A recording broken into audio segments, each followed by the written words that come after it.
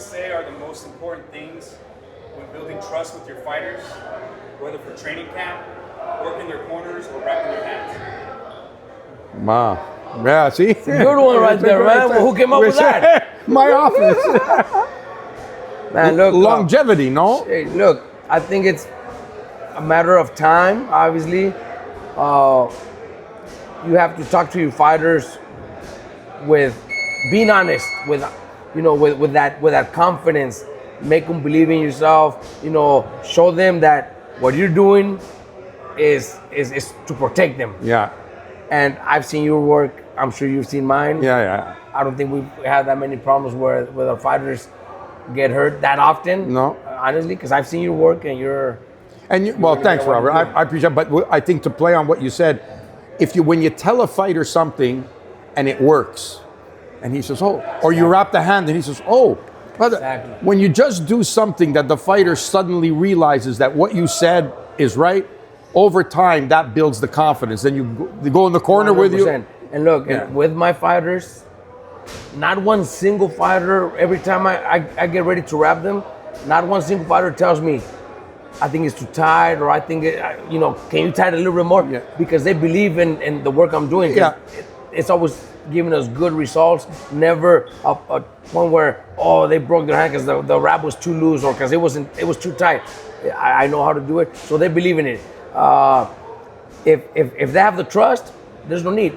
Sometimes, does the hand get a little numb? But once you start warming up, then it goes away. But the hand is solid. That's the main thing. And that's for hand wraps. And also in the gym when you're working with them, try this, move this way, and the fighter tries it, and you could see it in his face that he realizes, fuck, it worked. This is great. All the time. Of course. Every time, every day. That's what bothers me sometimes when, people don't treat the corner with respect and they just go, come on, man, you do this. Okay. And you're a cheerleader and fan. Instead of having that precise instruction where the fighter is going to connect with you, get it, and go out and do the job. That minute is important. You know that, obviously. Very, very important. With your dad. Not only is the trainer doing his job, but that minute it's not really 1 minute. It's actually less. Like 45 seconds. Yeah.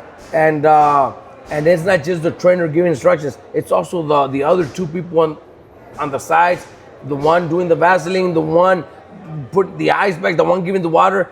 Everybody has a job. Everybody has 45 seconds to do their job. And it's a matter of all three doing it the right way. Especially when things go bad. When your fighter goes out there, smashes the guy, knocks him out, everyone thinks, I did a great job. Best. Yeah, right? Everybody's the best. But now something happened. That's when now you got 1-2 cuts happening. There's things. Now everybody has to contribute in those three guys 100%. In the corner. Yeah, absolutely. Awesome. What part of the sport do you respect more now than when you first started? Who came up with this? God damn. When we first started, well, look, if I say when I first started boxing, then it's going to be a hard one because I was 5 years old, so I can't remember that. I can't remember. But look, I'm going to give you my story, my personal story. Boxing wasn't my sport. My dad pushed you into that sport? Me to really, boxing. Huh? Yeah, oh yeah. Wow. Oh yeah. My dad always loved the sport since I was 5. He was already training me, training my sisters, training my older brother. My sparring partners were my sisters. Wow. and all the kids in the neighborhood. We used to live in a trailer park. So boxing was everybody that grew up in my time right there in the trailer parks. All box. Everybody knows how to fight. Everybody could fight. And then when we went to the gym, La Colona Boxing Gym, our generation, all the kids that lived in the area, they all know how to fight because boxing was a very popular gym and boxing was huge. Nowadays it's different, Yeah. It's a lot different. But boxing was forced to us. Really? My dad, my dad always, boxing is what we got to do. I love other sports. I love soccer. Soccer is my favorite sport. No kidding. Yes, wow. I love soccer. Wow. But I always wanted to play soccer, but I always did just for fun in the neighborhood, but never for a team, never for school. Competitively. Because I always had to box. So me as a boxer wasn't the best experiences, wasn't the best. I never really. But it's strange you say that because normally that shouldn't work. Like that's not supposed to work, you know. I was, that's the only thing I could do after school. Come home early because I have to be in the gym, stuff like that. So I kind of hated boxing. Wow, until I retired. Crazy. When I retired at 26, I took some time off, just chilled, relaxed, and then like a year or 2 years, my dad invited me to the gym to help him work with the amateur program. And that's when I fucking loved it. That's crazy, right? I absolutely didn't have no idea about that.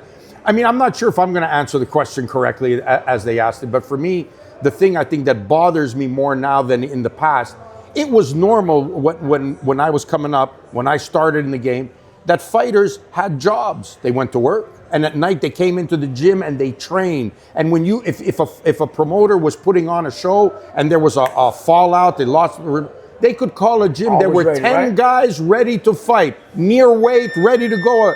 Now everybody needs an 8-week training camp. Everyone needs 3 months notice before they fight. And oh no, I can't work. I'm a full-time fighter. Look, yeah, but you're only in the gym 2 hours a day. I'm gonna tell you. When I grew up training, when we used to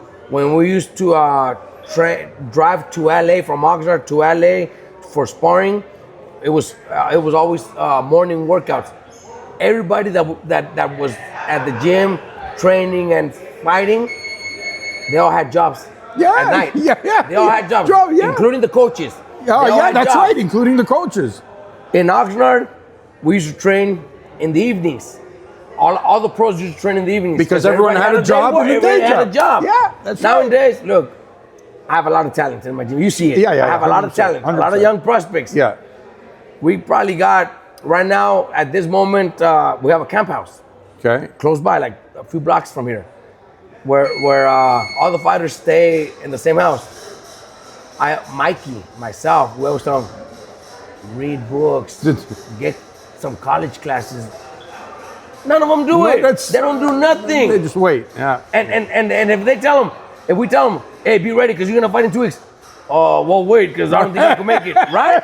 It's true. It's 100% true. They want everybody already expects their date 2 months from now to be able to fight. They're not ready for a 1 week call. They're not ready for a 2 week call. They're not. And that's not right. And before it was. Of course it was. They were all close to weight, training hard, eating healthy, focused, working, and still training. When they get the call in 2 weeks, they would be ready. Of course. Not anymore. No. And the weight thing is another big issue. Guys who are competing in a smaller weight, like say 135 pounds, they're walking around at 160, 165. Oh no, I fight 135. What?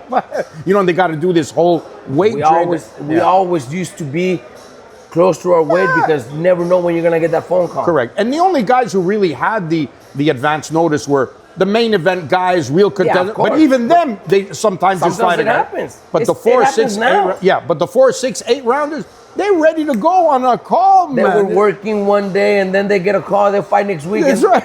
That's right. I'm telling you, we used to in LA. Everybody, all the workouts were in the morning because everybody had night jobs. Yeah, that's right. They're working nights, getting out of work at midnight. Yeah. Go home, sleep for a few hours, and then in the morning you got to be in the gym. Yeah. It's not like that anymore. No, it's not like that anymore. And gyms, I'm not sure what it's like now with you guys here, but gyms used to only be open back home, used to open around 4 o'clock in the afternoon, and they would be open from 4 to 9. Everybody came and trained at that. That's the way it was in Oxnard. Right. Yes, only from 4 to 8. Yeah, you weren't a money-making business either. It was just a building you had, usually in a place that was low rent, right? Because you didn't know much. And everyone would go in, everyone piles in and leaves all at the same time. Exactly. That's what it was. Yeah. And they were ready for that call. Yeah. They were ready, and they were ready to fight in 2 weeks. Yeah. Not anymore. Things change, bro. It is different. Yeah. Fighting at 6 p.m. Went in at noon. You're lucky you got a meal. One meal. If you could get a second one, you were lucky. Yeah, I know. You think kids would survive like that right now? No. And no kids would survive. I'll tell you what, you could keep this going. Is it going? You could look at fighters today with making the weight. Now they're making. There's probably, how many fighters do you think now exist today that could fight in the weight class that they're in if they had to weigh in on same day? Very few. Maybe not That's at all. right. That's honestly. Lomachenko would have been one. Loma would have been one. Yeah. Very few that maintain their weight, they stay healthy. Yeah. Mayweather was one of them too. Yeah. I remember Mayweather. He always stayed healthy. Close within his weight. Very few. Yeah. Very few. Very few. But yeah, but it's just different. Right now, look, I don't allow it, but it's happened where my guys are sparring, and then the fighter comes up to me and tells me, hey, but I'm fighting a lefty. Who gives a fuck? You're sparring. You're getting fucking... I don't give a fuck who you... Yeah. You know, I've had Bam Rodriguez. He had his first title defense when he became champion, when he beat Cuadras, was against Rungvisai. Okay. A dangerous lefty with a lot of power. His whole camp, he got ready with Ronnie Rios, a right-hander. Right-hander. And he still went under and knocked him out. Yeah. You just got to be in shape. You got to believe in yourself. Got to believe in your trainer. Got to believe in the work. Got to believe in the game plan. And it's not the first time you're ever going to face. You had an amateur career. You fought guys along the way. You learned how to do that. It's just, you know, my fighters, they know that they're going to get ready and they're going to be in the best shape of their life. So they're going to go out there and work. Sometimes, we're going to try to accommodate the sparring if it's left. Yeah, but if there's no other, then you're still going to do your work. Would you like to see championship fights? Because we're having pre-day weigh-in, and now it used to be only 24 hours before. Yeah. Now they're going to 36 hours before. Because of that, would you like to see championship fights go back to 15 rounds? I would love to. Yeah. I would love to. Yeah. And you know, maybe could be a little more dangerous, but look, man, I just one I have in mind, Salvador Sanchez, who's my favorite Mexican of all time. Of course. 15 rounds, he didn't open his mouth one single time. That's he right. would fight without a problem. Guys can't do that right now on a 12-round fight. And you're talking about now where everybody's using strength and conditioning coaches. Mm-hmm. They didn't have that. They don't have none of that. They weigh in the same day. They weigh in the same day and still able to fight 15 rounds. Yeah. I think that was probably, it's a dangerous thing, and I understand there are people in our industry that we have to protect fighters from themselves or from the trainers or managers who make weight, lose weight, you got to get down, you know, and they make guys suffer who can't make it, you know what I mean? So that's why having the pre-day weigh-in gives them a chance to rehydrate. Now, as a result of doing, like in anything, when you do something to help a certain group of people, now everyone wants to take advantage of it. Whether it's welfare or whatever it is, somebody wants to take advantage of something that was designed to be good. So I know we have to protect the fighters, and I understand that. But if we're giving you this much time, the 15 rounds was done because they felt that fighters were dehydrating too much because they had lost weight. Like you said, they get one meal, maybe 2 meals in on a same-day weigh-in. They're not fully rehydrated. That could be a problem. Yeah. But now, you have time, and we have the science, and you have the technology. But even then, they were able to do 15 rounds. That's right. So that means it could still be done, especially now with 36 hours of rehydrate. Yeah, I agree. What's something you both learned early on in boxing that you still rely on today? Oh, that's easy for me. You want me to take the first one? Yeah, you start. The guy who got me into boxing, I don't know if you would remember him, Robbie. You might be a little young, was a middleweight named Vinny Curto. I don't know. Vinny Curto probably got close to 100 pro fights, maybe a little bit less. Fought twice for a world title against Chong Pao Park at super middleweight. Fought Rodrigo Valdez when he was 18 years old. Rodrigo Valdez was champion of the world. Yeah. He fought him in a 10-rounder in Madison Square Garden. And this guy taught me right from the very beginning, and it's something that I admire in pros today. You couldn't hit this guy with a handful of rice. You know what I mean? Like, defense was so important. Yeah. And that's something that I've always stressed with all the fighters I've ever worked with. Your offense becomes much greater when your defense is good. Correct. You know what I mean? So for me, it's something that I implore. Like, I love seeing a fighter with good defense. And I'm not talking about an octopus defense where you're grabbing on for dear life. I'm talking about skill defense, old school skill defense, you know. And I think in a more recent memory now, just last week, is what Shakur was able to do. To me, that is the epitome of the art of boxing. Now, I know we want the spectacular. I know we want, but not everybody has that. Yeah. But nobody should be getting and that could be one that could say, because I've said it about Shakur. Great fight, perfect fight, but I would have laughed because he could have. More, yeah. Picking up a little more in the late round just to please the crowd a little more, just to show that you have that extra. Right. That's the only thing. But that has nothing to do with defense, though. He's great at what he does. That's right. He's talent-wise the best. Yeah. But going back to the question, I grew up watching fighters with footwork. When Leonard's always been my favorite fighter. I used to love just because of his footwork. Then Orlando Canizales, beautiful footwork side. But they would fight. Sanchez too. Sanchez, but they would fight. Yeah. Gilberto Roman. I don't know if you remember. Yeah.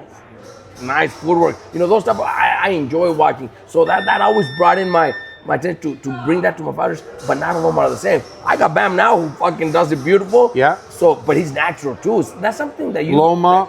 Exactly. Something very natural. Something that is not really taught. It's something that they have in themselves. Yeah. But the one thing that's always, since I was a kid, my dad he's got a saying, and it's actually up there. In Spanish, it's primero vivo y después valiente. Be smart first and brave after. That's right. Because sometimes being too brave hurts you. 100% That's why you got to be smart first. Yeah. And that's one thing my dad always used to remind us as we were walking into the ring. Don't forget, primero vivo, después valiente. Yeah, that's right. Smart first, then brave brave. second. Yeah. So I do that with my fighters too. 100%. Because you got to be smart before you're brave, because you make a lot of mistakes when you're brave. I always tell my fighters, look, because things that happen in boxing, you could get dropped early in the fight. They catch you cold, you get dropped.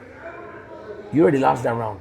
Why are you going to try to get even? No. Survive that fucking round. I want to see you in the corner. Yeah. I always tell my fighters, if you get hurt or you get dropped, you already lost that round. I want to see you in the corner so I could wake you up and I give you instructions. Move around, spit the mouthpiece out if you're hurt. Take a knee again. Yeah. Don't be the brave man. That's because right. they make a lot of mistakes when they want to get even.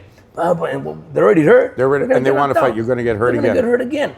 Smart. That's machismo, isn't it? Exactly. Yeah. But a lot of coaches, go ahead, get even. I've had fighters in my gym that get dropped early in the first round, and they get up. They're good, and let's go. The son, the dads, or the people right close by. Get on, come on, let's go. No. I want him to survive the round and go to. He already lost the round anyways. Yeah. I want to see him in the corner so I could give him instructions, and then he'll go to work. I think one of the most famous examples of that was when Pacquiao dropped Juan Manuel Marquez 3 times in one round. It was. I'm glad Joe Cortez didn't stop it, and he proved that. And Juan Manuel came back. Fucking one of the best fights, of and the year. That arguably you could have said Marquez could have won that, even though getting dropped. Exactly. But that's always like, whenever I've had, I don't know how much you've done, but I was involved a lot in the amateur program when I started in boxing and building guys up. And I'm proud that I got Otis Grant from the cradle right to a world championship, right. David Lemieux from the cradle to a world championship. That's a great sense, a great accomplishment in, to do that. Emmanuel did that, and I used to admire Emmanuel, and John Davenport did that in New Jersey, bring guys up from the cradle to the championship. We've always done that in the gym, in the gym in Oxnard. My dad, Fernando Vargas, Mikey, it was all through the first day in the amateurs, and that's important. Yeah. So at that point, I think that's what makes great trainers as well, because when you have to deal with kids, you need to teach them everything. They're not all naturally gifted. Sometimes you get guys coming to the gym, they really want to work, so you have to teach them what to do. Yeah. For me, Robert, I've always felt like when I get a kid in the gym, the first thing, good position, how to defend. How do you block the punches? How do you defend? And you practice that before you worry about offense, because if you start with this mentality of go in there, let's see how tough you are. No, that's not going to work. That's not going to work. And I great fighters will generally have great success, sometimes despite the coaches that they have. But I'm proud of taking guys that are ordinary and taking them to a level that they would never have achieved without. That's almost as satisfying as working with great fighters who are really talented and they're really good, But when you take someone who's not that good and bring him up, that's a gratifying feeling, man. We've had everything in my gym. I've had champions that come into my gym already as world champions, and we continue. We win more titles, and they become my champions. Win titles with me, which is great. But then you have the ones that come that have already lost a couple fights. They come looking for your help. I think that's a little more it feels Satisfied. more satisfied. When you do that, when you make that change, the Maidana type of guy that wanted to retire and then comes back and beats Broner and has those Abner Mares, who everybody told me don't pick him up because he's finished, he's done. Really? And then he comes to me and I make him a champion.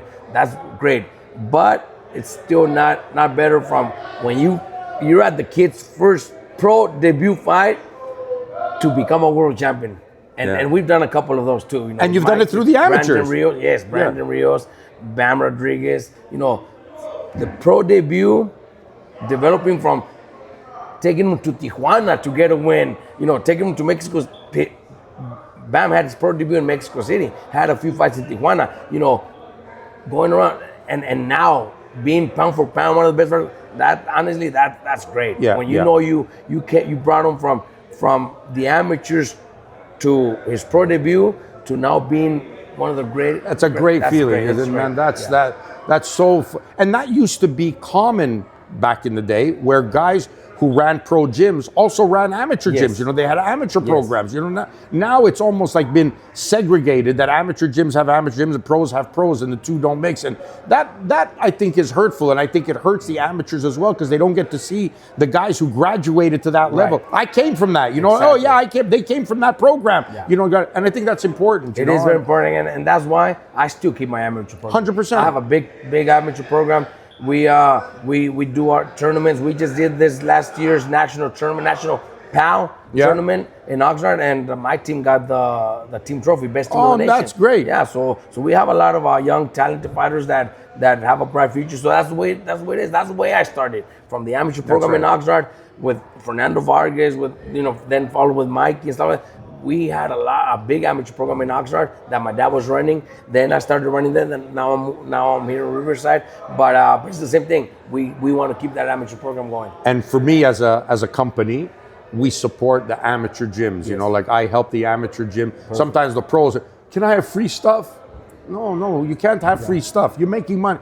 But the amateur kids, will donate stuff 100%. To gyms. We'll help them out. Great stuff. And I like the grassroots of the real gyms, not fitness gyms that are open 24 hours and everybody's working out in there. No, the one who the coach has a job, comes in at night to train the fighters, takes them to tournaments. Right. That's the guys I want to work with. That's the guys I want to work with. You both carry a lot of responsibility fans don't see. What part of your job weighs on you most? What moments leading up to the fight or fight night or during the fight hold most important to you? You can take that first. Look, I think what I take mostly my responsibility is to send my fighter healthy back home to his wife or his parents, or if they have kids, to their kids. I want to win, of course. I want to win every single fight. But to me, the most important thing is that the fighter goes back home to the wife, to the parents, to their family, healthy and in good condition. And a lot of times, not just my fighter, the opponent. I also worry about the opponent too, because it's a sport. The fighters are doing a job, and they're human, aren't they? There's back and forth, talking shit back and forth. But it's part of promoting a fight. At the end, they're in there fighting. They're in there risking their lives. Fighters could die in the ring. We've had a lot of cases has happened, where fighters die in the ring. So to me, the most important thing is that both, not just my fighter, both fighters go home healthy. So people ask me, and maybe I can work this into this question, how do you know when a kid is ready to fight, whether he's amateur? And I said, the way I look at it, if I can put a kid into a fight, and sometimes you go to an amateur tournament, you don't know who you're going to draw, right? And suddenly you realize, we're in tough here. If I know my kid can go in there, forget about winning a round. He doesn't win a minute of a round. But at the end of 3 rounds, he gets out of there, takes a shower, goes home. You're ready. That's it. Exactly. And that's, to me, the most important thing. Sometimes we get caught up, maybe because of social media, maybe because of pressures that fighters... Maybe pressure that fighters put on you and promoters put on you. But that defense, that science of boxing, to me, can't be beat, Robert. To me, that's the most important thing, and it is a science. It's not about strength and conditioning. It's about the art of boxing. And I think one more thing that's also very important is knowing when to tell your fighter, that's it. that's it. It's gonna hurt. Yeah. It hurts. It sucks to say that, but I've told quite a few. You mean as a retirement? Yes. You mean? Yeah. Yes. And in a fight, I don't hesitate. If it's not going the way I think it's going to go, I do the same. stop. I've stopped fights. Yeah. You know, just recently with Top Rank, I had a fighter fighting for Top Rank, and the fight was actually pretty close. One judge had him winning, but the response he gave me in the corner, you knew. I knew the last 3 rounds he wasn't going to get hurt. So he was going to get hurt, so I stopped it. And I get, why'd you stop it? What happened? The fight was close. Because you guys didn't hear what. That's right. What I heard from a fighter. And that's important. What they're asking. Yeah. The one I did most recently. It's been a long time now. Was David Lemieux, when David Lemieux fought Marco Antonio Rubio. Yes. Now I knew David was not well prepared for the fight. He was overweight. He was not. But he had been knocking everybody out. Yes. He thought this is going to be a wrap. And he battered Marco Antonio for the first 3-4 rounds. He battered him all over the ring. But he didn't get him out of there. And when he got hurt, I stopped the fight right away. Teddy, with all due respect, criticized me on the air. Oh, how you have to let him learn to go through these things. He shouldn't have stopped. But I knew my guy. I knew he wasn't ready. Mm-hmm. And he'd go on to win a world title. Yeah. If I let Marco finish the job, then maybe he don't go on to his career. No, that's because we know the fighters. We know how they're going to respond, and we know that we hear them. We're the one. Sometimes you just hear them breathe, and that you have to do something about it. Yeah, because they could be lying to you, or just their eyes. They could be saying, oh, I'm good, coach, I'm good. Yeah, but they're not. Yeah, we were at a fight. I think you were there in Vegas, the last Top Rank show. Oh, when Raymond fought, when Garcia, there was a fight on the undercard, and the guy's fighting. He's an opponent. He's a little bit outclassed against this guy. He's grabbing a little bit, trying to survive. He's taking punches. He's trying. And the referee asks him, "Do you want to continue?" Well, why are you asking this guy? You want to embarrass? If you're the referee, if you want to stop the fight, stop the fight. Tell the corner and the corner, you stop the fight. What are you asking? You're making the fighter. Why you don't do that, man? Don't do that. I agree. What are your "this is why I do this" moments? Oh, that's a good one. You want me to do that one first? Go for it. I mean, to me, the greatest thing I've ever experienced as a trainer is winning a huge fight, probably a world title, on foreign soil. That's beautiful. That's to me the best. No hometown protection. We just seen it happen with Manny Robles and Brandon Figueroa. Yeah, that's right. Yeah.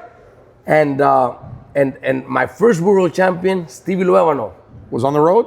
We went to England. In England, and us me too. Nicky Cook. Okay, yeah. And we were the underdogs, and knocked him out in the 11th round.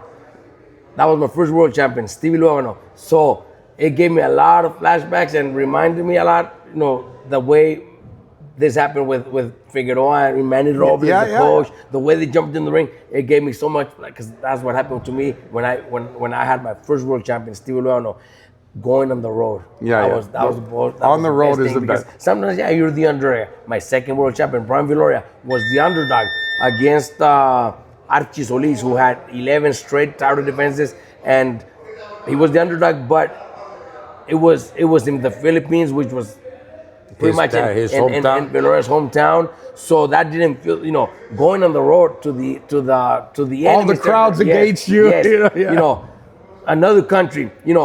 We, with Jose Ramirez, we went to Dallas to fight Hooker, and we beat him there, which was great feeling. I remember that. Unification fight, but going overseas where nobody thinks you could do it and you make it happen. That's awesome. Yeah, that's why Otis. Right. My first world champion was Otis Grant. I agree. In England as well, and we did our training camp in England. Mm-hmm. The promoters were going crazy. Where are you located? You don't need to know, man. 22. We'll be there when we're supposed to be there on the Exactly. night. And winning on the road is We did always the same thing. We were there the whole training camp. We were there like 2 weeks before, but we stayed in a small town, about 2 hours away from the big city where the fight was going to be. We didn't need nobody around us. We wanted to focus on the last couple of weeks, and that's what we did. Yeah. He became champion. To me, that's the why I do it kind of moment. Is to, Exactly. and you know, like and for me, one of the things that I've experienced, especially in the UK, I've worked with fighters from the UK in the UK, and the way the crowd reacts. Wow, it's really great. You know, they love their fighters. And then I've been in the corner of the opponent fighting a guy from the UK. Man, they're throwing beer at you. And, the hell is going on here? So I've been on both sides. You know, they're passionate fans, right? Obviously, but I love doing that. But winning on the road with any fighter, that's a beautiful thing for sure. When you look at a fighter in the gym, what's the first thing you notice that tells you they're going to be great? To me, the most important thing I think is the discipline, because you could have all the talent in the world, but if you're not disciplined, it's gonna be hard. It's gonna be hard. Discipline. Obviously, you have to have qualities, you know, but if you're disciplined enough to show up and to do what you're told, that means you have qualities. And like you said, you know, first, you know, before you even throw punches, we got to see how smart you are, how well you think when you're getting punches thrown at you. Yeah. If you're gonna be able to block, be able to make a miss, your footwork, you know, your stance, very important. But the way I see it, because I learned it from my dad too, but that's like the Mexican style, you know, and I do follow that also because it's very important. You have to see that your fighter has heart, power, a good chin, and discipline. Yeah, but those first three come later. Right, They exactly. come later. But in the Mexican culture, you know, you have to have balls. You have to have a chin. You have to hit hard. You know, you could become a champion without hitting hard. Yeah. You could become a champion if you don't have the greatest chin either. Yeah. But you could have great defense. But in the Mexican culture, that's very important. And I always see that in qualities for a fighter because it is important too.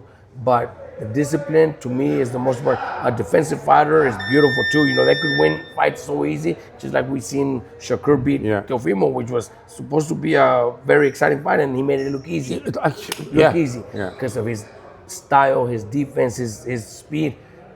Maybe doesn't show too much power. Maybe didn't show the biggest heart. Maybe didn't show the biggest power, which are the three that Mexicans won. Yeah.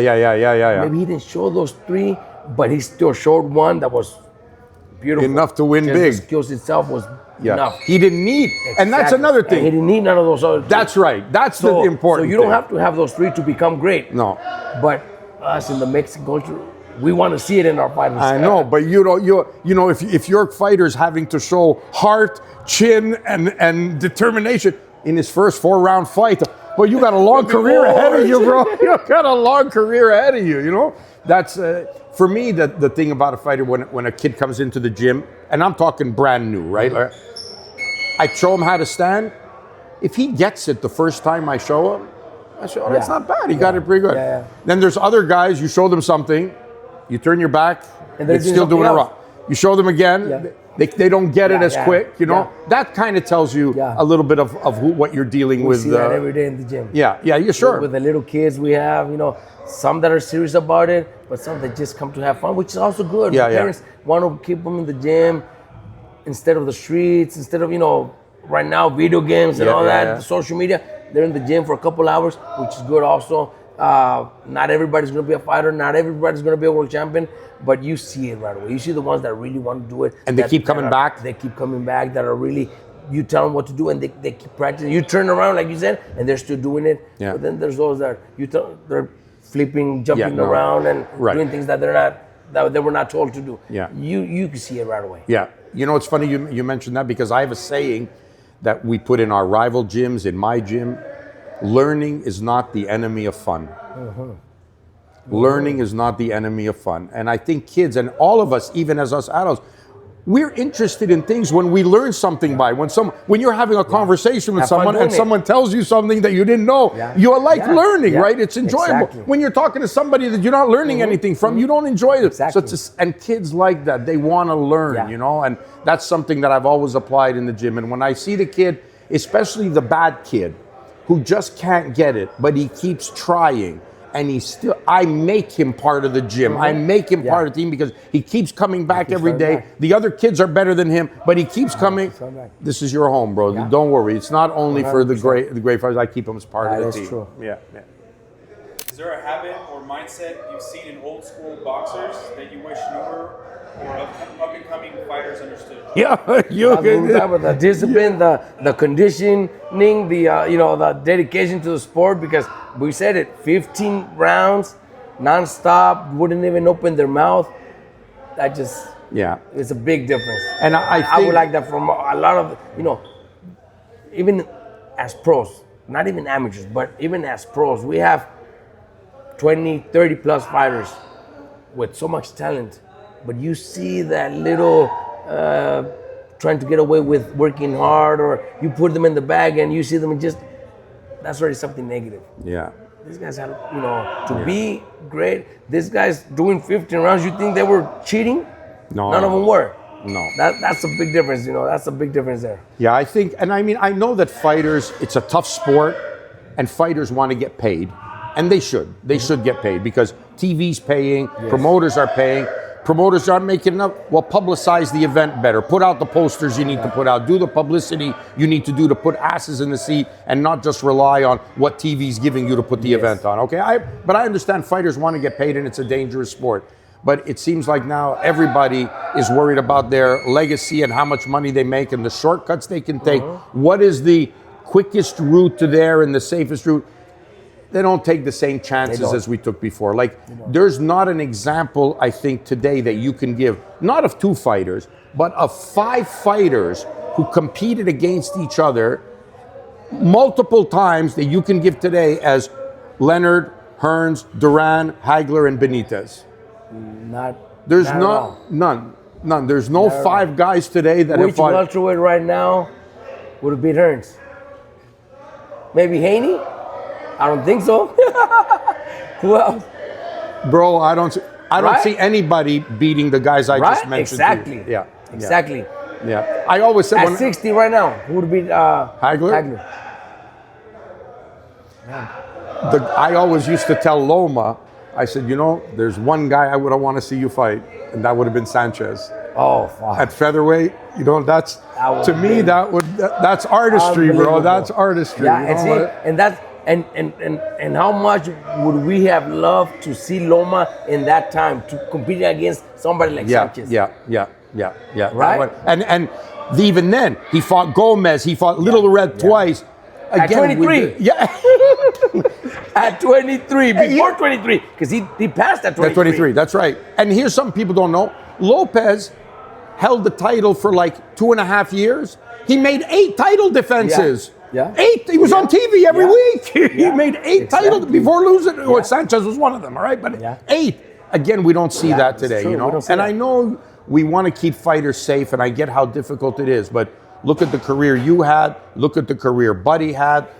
There's a lot of guys who, when you're a student of the science of the sport, you can have those kind of fights and still survive and still be good and still have something to show for it because you understood the science of boxing. I think. That's right. Yeah, I think. No, you have to understand it. Look, I think in my case, former fighter, former champion that got knocked out, that lost, against legends like Dale Corrales, Joe Casamayor, that went through the amateur program, not fighting against them, but competing together with Oscar De La Hoya, with the 92 Olympic team. I think all that Raul Marquez, all them guys, made me what I am now as a boxing coach in the pros.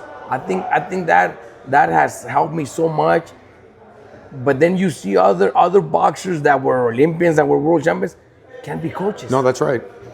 I was just going to say Right? that. Yeah, and I'm just going to say, this is the first time I've ever heard you refer to your career You and Buddy, the one thing that I've noticed, as great as you were as fighters, I've never heard you mention your careers to your fighters. You understand that the two vocations are two completely different things.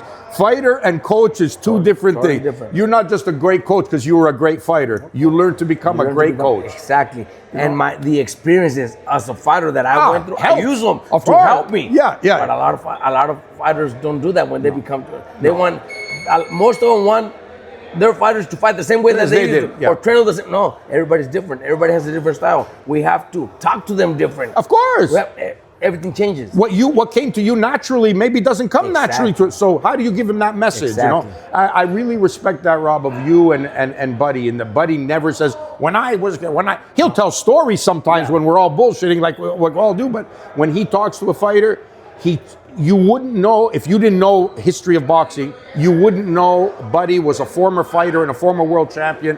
Talks to them like that. I listen to you. If no one knows you're talking like a coach. And I think that's a great separation that people need to understand, that just because you were a great champion doesn't translate into being a great trainer. That's true. And you're proof of that. You treat it as totally different. You've accepted the task of being a trainer, and that's what you focus on. And that's important. Look, and it's not. And I'm not bringing it up to when I used to fight.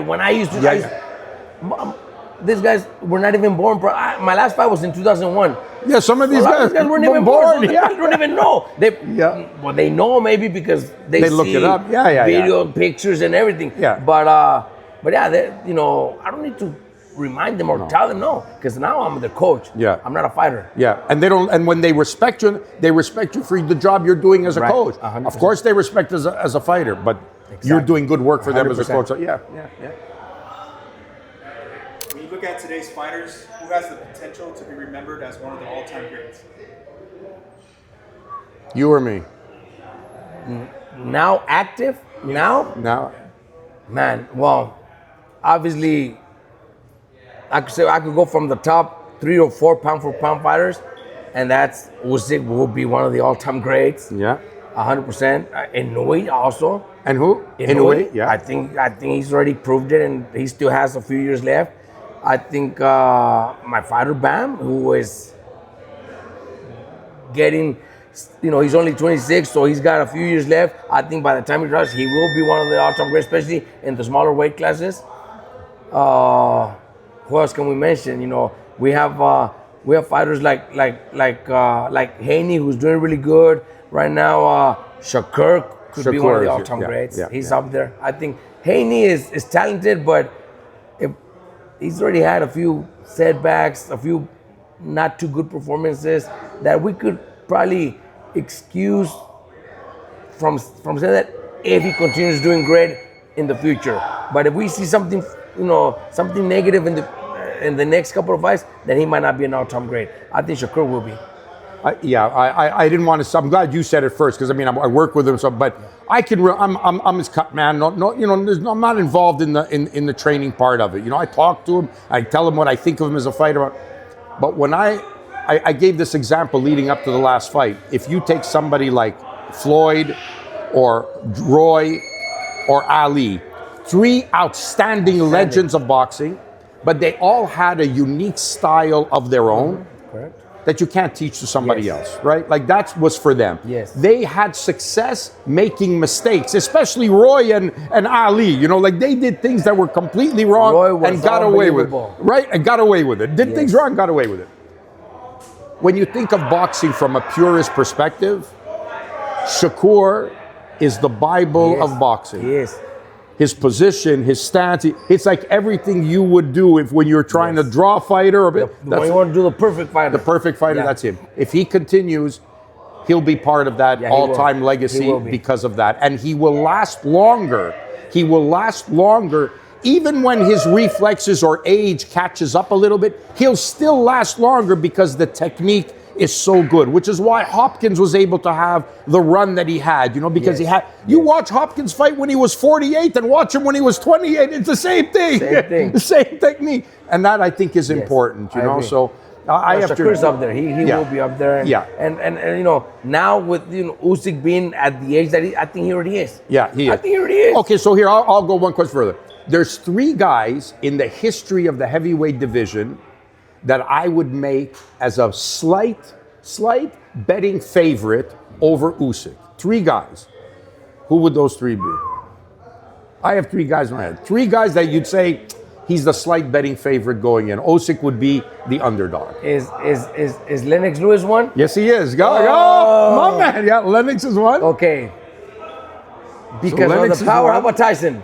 No. You wouldn't favorite Tyson? I don't know if I'd power, favorite. no? Okay. I mean, I'm not saying he can't win, but I'm saying in terms of making him the betting favorite, I mean, maybe you could make that 50-50. You know, it could be an even money fight. Ali, maybe? Ali. Yeah, okay. Yeah. Okay. There's one more. Oh, God. Holyfield? No? No, I think they probably close. They're close, right? Who's the third one? Larry Holmes. Larry. Oh, God, I forgot. Yeah. That fucking jab itself. And there was speed there too, and power. Those would be the 3 guys I'd say. Going into the fight, you might make them the betting favorite. But anybody else, you'd have to make Usyk either even money or favorite to win. No, based on he's an all-time great. He's an all-time great No heavyweight. doubt about it. Even now that he's still competing. Yeah, he is. Yeah. He's an all-time great. I think if we were to ask, I'll ask you one question. What's something that disappointed? I don't even know how to phrase it, but for me, one of the most disappointing things, who should be considered an all-time great, and for some reason they never gave him his just due, I think was Lomachenko. I think he does belong there. There's no doubt. I mean, for what he did, what he did. In such a short period of time? So fast, and in that period of time, he should be. Would have wanted to see a little bit more? Maybe, course. If he would no opposition. Tank, if he would say my brother Mikey, if he, then those would have been fights that would have made all 3 of them, up there with the greats. Yeah. Because they were all 3 same level, same. And never happened. But it never happened. But I think Loma is, Loma, man, his talent is unbelievable. Do you think it's possible someone like Loma, I used to say this about Marquez and judges, that judges couldn't understand the subtleties of Juan Manuel Marquez, that he'd block a punch like this close to his face, and they didn't see that. And I think Loma did things that people couldn't understand the greatness they were seeing. How in front good he of was them. doing it. It made it look so easy. Yeah. And one thing that I respect about Loma also is he didn't please the crowd to see him take tough beatings. Maybe because of he retired when he knew his time was. Yeah. He didn't allow other fighters to get wins over him. Make their name on him. Exactly. Because he was already injured or hurt, and I still need to make more money. He never did. He did it because he retired when under his terms and conditions. He wanted to win undisputed. That's one thing you got to respect about a fighter, because very few. You're making $3-4 million a fight. You want to continue fighting. He's probably the only guy who's going to go into the Hall of Fame who suffered 3 losses in his career and never got a rematch in any of the 3. Yeah. Right. Nobody ever fought him again, man. That's what I say. I always felt that they gave him a rough deal, That is true. Bobby, thank you for everything, and thank you for letting us use the gym and stuff. I hope the guys were good work for you, man. It was good. It was nice, man. Thank you. Thank you.